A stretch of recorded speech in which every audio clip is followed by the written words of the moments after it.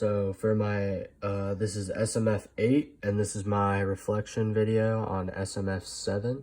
So what the code was to set up the RGBs, and I have them hooked up, wired to the GPIO pins, and they're all wired with 220 ohm resistors on the breadboard. And so basically, my code here, I import OS and time, and then state which pins each one of them is. So the red one's on 7, and then green is on 11, and blue is on 13. I set the LED choice to 0 to start, and then these are booleans, so they should be wrapped. I'll do that in a sec here. And then it says print off which LED do you want to turn on, red, green, blue. And then this is my user input, which was part of the program assignment. So the user picks, they type either 1, 2, or 3.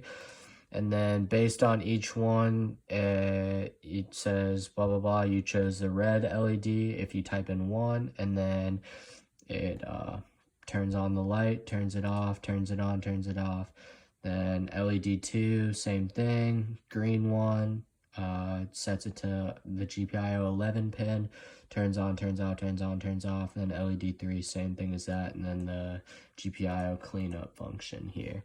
So I'll go ahead and run it, and then it says type your choice, so you type 1, and yes. So I was testing these out, and the red and the green both work, but the blue one, I think the bulb is busted in it. So I think for later on assignments, I'll have to use one of these multicolored LED lights. They have 4 pins instead of the one that has 2, these single colored ones. So that'll just have to be an adjustment for next time. All right, go. So I went ahead and I hooked up the multicolored LEDs, and I just went ahead and did this one in the terminal just to make it easier to turn it on and off and switch colors from blue to green, since the blue bulb was busted anyways.